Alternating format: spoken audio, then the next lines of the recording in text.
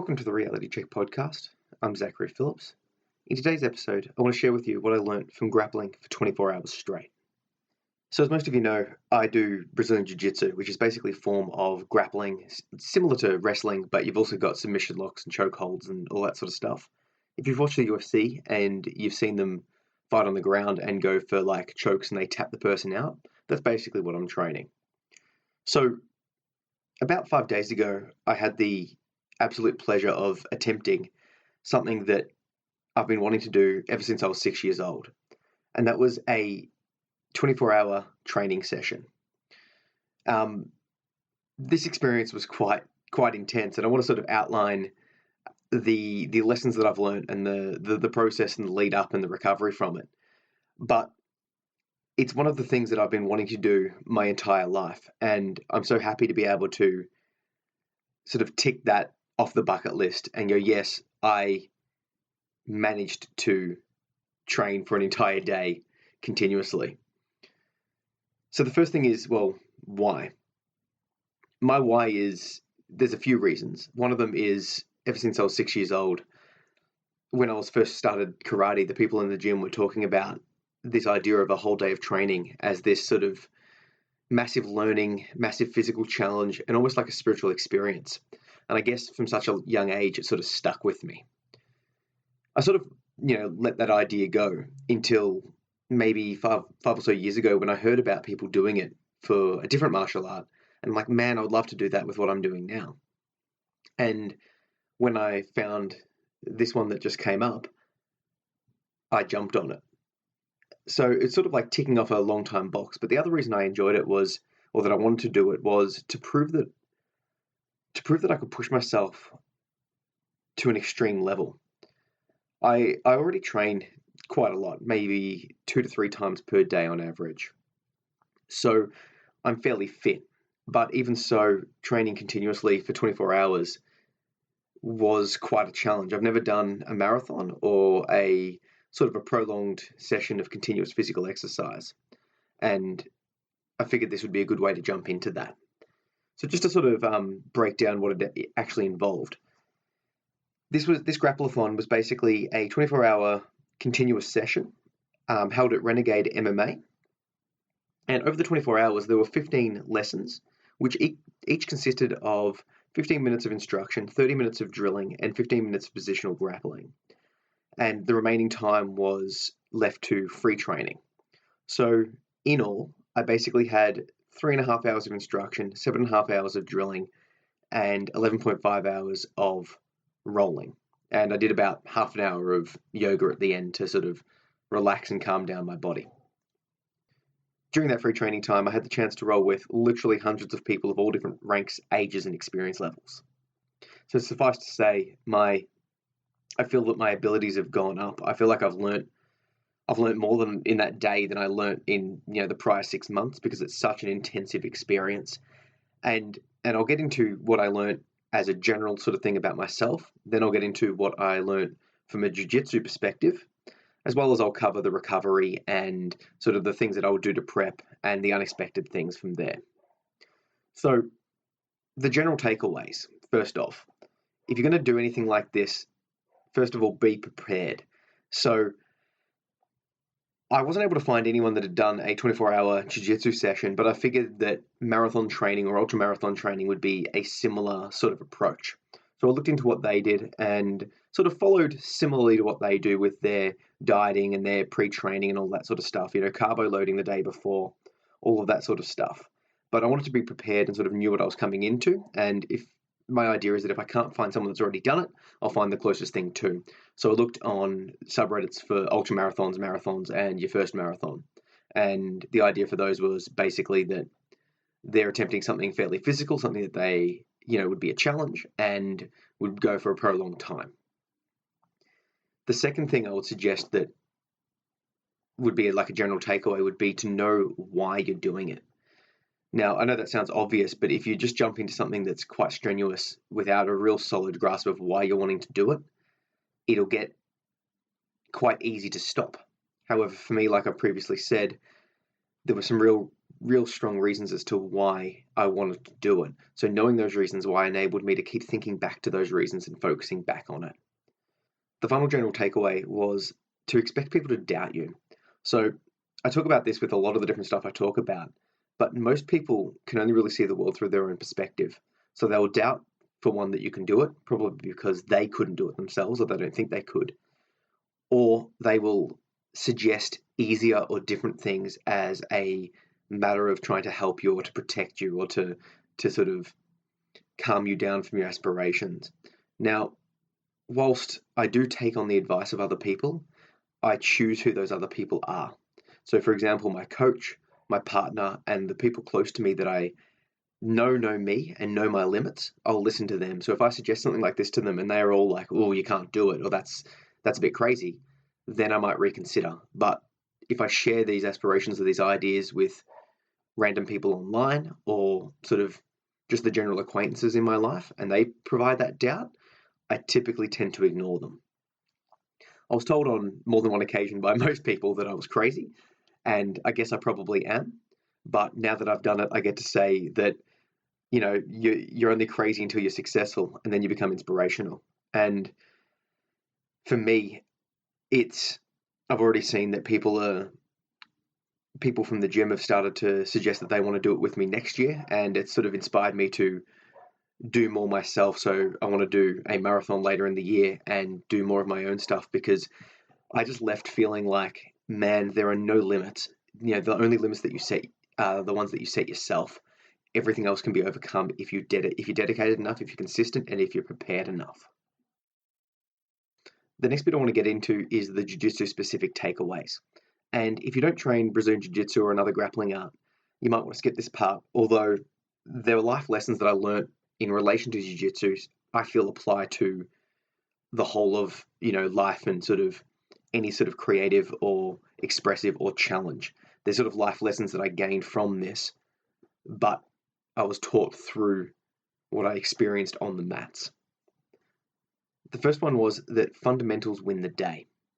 Now, what I mean by that is that as the day progressed, I got weaker and weaker and weaker.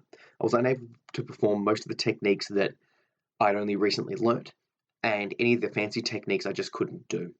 So what I had to start relying on was basically going back to those core principles, the fundamentals, the things that I know work and have been proven to work. Might be a bit of a more boring game, but I was able to keep doing that sort of stuff for a prolonged period of time. It was ingrained in my memory, so under pressure, I was able to use it.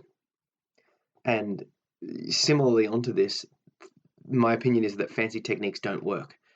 Whenever I tried or someone tried on me some sort of crazy technique that was a bit fancy and a bit sort of whimsical, I was able to shut it down and people were able to shut my fancy techniques down, particularly after a lot of fatigue. But what I found interesting was even hours and hours and hours into it, when a fancy technique was tried on me, if it was done with any sort of slight opening, the fundamental pressure that I was able to apply back was able to shut that technique down. So it's really shown me that, trust the basics, trust the fundamentals, and make sure you drill and drill and drill and drill whatever you're trying to commit to. The third thing that I learned was to focus on principles rather than techniques. And I look at this in general life. I like to look at the overall concepts of the principles rather than the specific technical details. That's just the way I think. Other people are very technical and they can go through all of those parts, but for me, I like to think of, in general, the ideas or the overall things that sort of work. And I found that as I lost the ability to perform techniques, as I fatigued, as I got weaker, I could only really think in terms of principles because my ability to pull off a specific technique I lost it. So the principles that I was trying to repeat in my mind when I was grappling was, where are my limbs? Where's my body positioned? Is my weight evenly distributed? Are my arms tucked in like T-Rex arms? When I'm on the bottom, I tried to be a ball. When I was on top or when I could, I tried to isolate their limbs. I wanted to always move to attack the back. Try to control the hips when I'm passing guard. I wanted to maintain a good posture and disrupt their posture. And I wanted to always be constantly calm and maintain a steady flow of breath. Like I said, none of those are techniques, but in my opinion, if you give those principles to a new person, they'll be able to grapple a lot more effectively than if you gave them the same amount of just basic techniques. if you say to someone, hey, try and stay on top and stay heavy, control the hips, no weight, put as much weight on the person and not on the mat, those sort of things, that person is probably going to be a bit more successful than the person that you say, here is this specific guard pass. Without all of the conceptual understandings, they won't understand why. And even if they do get that pass, they'll quickly lose it because they're not sure how to hold it and they're not sure what they're doing. But that's just my opinion. The final jiu-jitsu specific thing that I learned was to always be on top. Now, my coach, John Donahue, and a bunch of other high-level instructors that I've watched instructionals from, for example, Ryan Hall, always suggest that being on top is better than being on the bottom. But the jiu-jitsu scoring system suggests that it's even. When you're in guard, top or bottom is even. However, over an extended period of time like I faced, being on the bottom just was unsustainable. I was constantly battling both the person and gravity. What I soon realized is that as soon as I touched hands, touched knuckles and went ready to roll, I had to fight for that top position, because once I got on top, I could sort of rest and control the person and sort of just recover a little bit during the roll. Because I was going for like literally 24 hours continuously, I had to make sure that I was resting as I was rolling. And when I was on the bottom, I was constantly under pressure. I was constantly fighting. It was just so hard to work. And even from the bottom, I usually play a deep half game. But if I'm on the bottom and I'm sort of picking them up and moving them around and going underneath them, that's a lot of energy. And what I find is that I'll sub them off my back. But let's think about that. If I sub you off my back, then the match restarts. And now I'm back on the bottom again, fighting for another sub. Whereas if I fought for the top position, controlled them, and then tried to sub them from the top, I'm actually able to rest a little bit more and get that sort of cardio back up. From there, I wanted to talk about mind frame, and this is more of a general thing, but it definitely relates to this experience, but I'm going to take it on board to relate to a lot of different experiences moving forward. For example, when I attempt a marathon or other similar physical events, and also when I put myself under stress with, for example, releasing my next book and some other stuff like that. So mind frame was a massive thing for me. I wanted to make sure that I was well trained prior to the event. And like I said, I'm doing about 2 to 3 exercise sessions on average per day. In the mornings, I'll either do a run or weights. And at night, I'll do 2 hours of Brazilian Jiu Jitsu. And on Sundays, I would do all of it. I would do weights, I will run, I'll add a 30-minute swim into that, do the Jiu Jitsu session, and a 30-minute yoga session. And that sounds like a lot, and I guess it is. But I do it for 2 reasons. One, I wanted to prepare. And 2, a lot of exercise is great for my mental health. But the swimming is something that I want to hone in on. I'm not a very good swimmer. I feel like it's drowning moving forward. But I wanted to practice swimming and getting better and better at swimming over time, because I realized that that's putting me out of my comfort zone. And if I can sustain a prolonged period of time, for example, in the pool out of my comfort zone, I might be able to do it on the mat for a 24-hour session. And the same thing in general with Brazilian Jiu Jitsu. I always like to follow what my first coach was saying to me, and he's basically said, train your weakest point first and get it to be your strongest. And that way, not only are you building yourself up, but you're used to performing under pressure and in a compromised position. So when I'm rolling, I'll try to get into a position where I'm working my weakest points. The next thing I want to suggest is goal setting. So I've already talked about it. I've had this goal for years, but I also made sure to tell everybody online and close to me that I was going to attempt this. Basically, I put myself accountable to them. Why did I do this? Is, well, if no one knew and I was just doing it for myself, of course I would have that internal motivation, but I could always quit and try again at another time. I didn't want to have that excuse. So by putting it out there, by making myself accountable to other people, I was able to put myself in the mindset to succeed and to prove to them and to myself that it can be done. The next thing I want to mention in terms of mindset is motivational speaking. There's an album out by a group called Fearless Motivation. And if you look up their Fearless Motivation Ultimate Hits and just listen to it, it's a bunch of motivational speaking that I feel like I listen to it every time I work out. And I feel like just listening to these amazing words in my mind coming in over and over and over again has really, really improved my mental state and given me a bunch of sort of trigger words to just keep coming back to, that when I was in a bad mental state, when I'm sort of down, when I was struggling, I thought of these words and I was able to push through the barrier and keep going. Another one I want to suggest to you is Jocko Willink's Psychological Warfare. Similar idea. There's a bunch of them that are on there about exercise, motivation, procrastination, all of these things. And I've been listening to that on sort of repeat as well. I'll link to both of those in the show notes so you can check them out. But I highly suggest you get on board with those things. Start listening to them, and you'll find that they'll start to change how you think about performance, winning, motivation, all that sort of stuff. So get on to that. The last thing I want to suggest in terms of mindset was meditation. I do a daily practice of 8 minutes of mindfulness meditation every day. And that really came in handy during this session because I was able to detach from the pain and the thoughts and the negativity and the doubt and just be there in the moment. Focus back on my breath, back on what I was doing, back on the lesson, and sort of let go of that pain. There was actually one real interesting thing that I noticed doing all of this, and it was the ability of my mind to overcome pain that arose during the session. So about a week before this session, I was deadlifting and I injured myself, and it was quite painful. I had to actually stop the exercise session, and I couldn't lift. I actually haven't done any deadlifts or squats since because it just hurt too much. That was sort of recovered by the time the Grapple-A-Thon came around. But during the Grapple-A-Thon, I sat down to have a quick snack, and I sat down stupidly on a comfortable couch. And it was only for about maybe 3 to 5 minutes that I was eating my food. But that was enough time for my body to relax into the softness of the couch and my back pain to flare up significantly. It flared up to such an extent that I was very seriously contemplating pulling out. But I remembered my meditation, so I decided to do a quick meditation and focus on sending healing, for lack of a better expression, to my muscles. I wanted to try and relax it because if you think about what inflammation is, it's your brain telling your muscles, or your muscles telling your brain, I'm not sure which way, to tense up to protect itself. So I was meditating with the thought of relax, be calm, you're safe, the muscles can relax.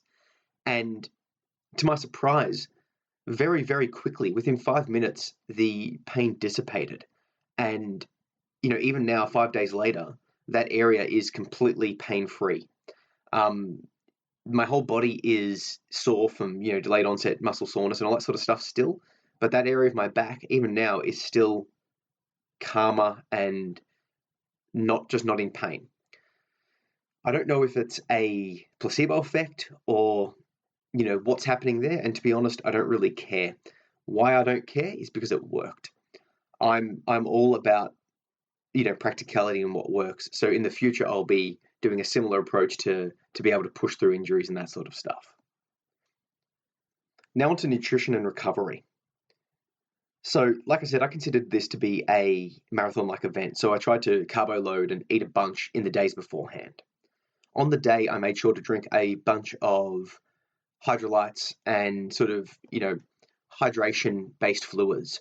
I read that water isn't that great because it only is water. You need to have the salts and the sugars and all that sort of stuff that you're losing in your sweat put back into you. Water has the tendency to just pass straight through you. It's better than nothing, but if you can, it's better to choose something like a coconut water or Gatorade. So I ended up going through about 2 liters of Gatorade, 4 liters of coconut water, and some fruit juice as well. And if I could do it again, I would probably take about 8 liters of coconut water and about 8 liters of Gatorade because I'll tell you what, I needed it. In terms of what to eat during, I packed a bunch of small treats, for example, glucose jelly beans and protein bars, fruit, and like a sort of beef jerky strips, basically. I wanted to have high protein, high sugar things that were small and easy to consume. Throughout the night, someone ordered fast food, and I ended up eating one potato cake. And I instantly regretted my decision because I realized I was keeping on rolling and that oil and grease and stuff wasn't going to sit well. Other people at the gym ate sort of half a pizza, and they were sort of laid out and sort of very, very upset in their belly after that half pizza, which I'm glad I didn't partake in. Had I do it again, like I said, it would just be completely fluids, hydrating fluids, and small, quick, sugary or proteiny snacks.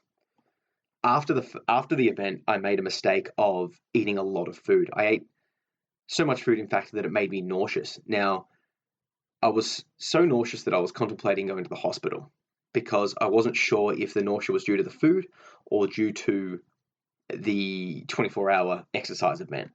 I felt so sort of nervous and sick that I was concerned that I'd done some serious damage. However, I decided to just wait it out and sort of sip some water and just sort of relax about it, and the nausea started to dissipate. So once again, if I do it again, when I do it again, I would eat. As soon as the event was over, I would eat, but I would make sure to eat a small amount of food and light foods and sort of build myself back up. Over the few days after the event, I felt quite weak and quite gaunt and quite just out of it. I tried to eat a bunch more food than I usually would just to replenish and regain some of those lost stores. I didn't worry about tracking what I was eating. I didn't worry about the fat, sugar, protein, carb split or anything like that. I just ate as much as I wanted to fill up. In terms of how much energy I lost, I did the maths. It was basically somewhere in the region from 10 to 15,000 calories of energy expenditure, and I ended up losing over 2 kilos, and I visibly looked smaller just following the event. The last thing I want to address was the unexpected challenges that I faced. The main one was that as the night progressed, my gi and the clothes that I was wearing were quite chafing. I knew that runners get chafed feet and sometimes chafed chests and that sort of stuff, and I should have expected it, but I didn't. Basically, around my belt line, under my arms, and around my neck, towards the last 4 hours, it was just excruciating. Every time I moved, there was just like grinding against sort of roughed and raw skin. Had I realized, I would have bought, say, moisturizing creams, Bepanthen, antiseptic creams, those sort of stuff, to sort of just rub in and regularly do it. I also stupidly didn't bring a change of gi tops. I bought clothes to change underneath, which I did, but I once again would have brought a second or third change of gi just to keep it a bit fresher. So yeah, that's basically what I've learned for grappling for 24 hours straight. I'm definitely going to do it again. It, more than anything, like beyond the amazing advancements that I feel my jiu-jitsu game has gone through, I've learned so much about myself that there truly are no limits. I remember thinking as I was going through, like, prior to this event, 3 or 4 hours of exercise straight seemed like a massive accomplishment. But because I set the limit of 24 hours, the first 5 to 8 hours just went by in a flash. I looked at the clock and it was already 5 hours later. And I'm like, wow. And what that taught me was that when we limit ourselves, we really, when we put limitations on ourselves, we set like sort of the boundary of our performance levels. And I can prove it to you very quickly. Go down right now and do 10 push-ups.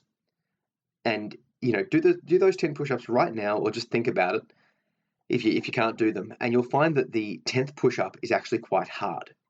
The ninth and the 10th one, you're struggling because you're getting to that end time when you're thinking about ending. But if I had have instead told you to do 20 push-ups, you would have smashed past those first 10. Now, you're exactly the same person. The only thing that's different is the absolute limit of how many push-ups I told you to do. Try it. Try do 10, try do 20. Try it on someone else. Ask them first to do 20 push-ups, then ask them to do 10 push-ups. And you'll see them struggling on the last one, even though they were able to double it the first time. That concept applied to a much, much, much longer time period. The second thing I realized about myself was that I'm able to keep going under pressure. It got quite a lot harder and harder and harder and harder, but because I had a goal that I was committed to achieving, the pain was almost inconsequential. The weakness, the stress on the body, the annoyance, it was there. I felt it, but it was secondary. I sort of went into this zone or this place that I've rarely been into before, but it's a place that I want to try and get back into. That I was sort of goal driven, goal directed. There was nothing else but me and the challenge that I was facing. That sort of level of focus and dedication and application was something that I wasn't 100% sure that I had. I feel somewhat like that when I get into a groove riding, but because this was so prolonged and such a long time, I felt it for so much longer. And I suppose the final thing about that I sort of realized about myself is that I'm a lot stronger than I thought I was. I knew that I was physical, I knew that I was fairly fit, but this was on a whole nother level, and I sort of was able to prove to myself that I could do way more than I could ever possibly think of. So if you are considering doing something like this, please make sure you've prepared, make sure you've got a reason why, make sure you've trained hard beforehand, and make sure that you've got someone there to take you to and from the event. I want to thank my partner, Maria, for bringing me there and back, because I tell you what, after the event, I was in no place to drive. So from a safety perspective, have someone out there helping you out. And just be careful, because it's not something to just rush into and jump into.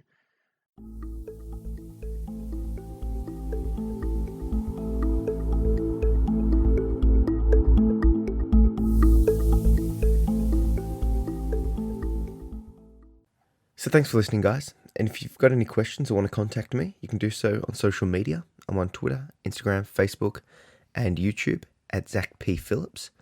Or you can do so via my website at zachary-phillips.com. And in the show notes below, I'll also link you to a blog post where I go into a lot more depth about what I learned from this experience of grappling for 24 hours. Thanks, guys.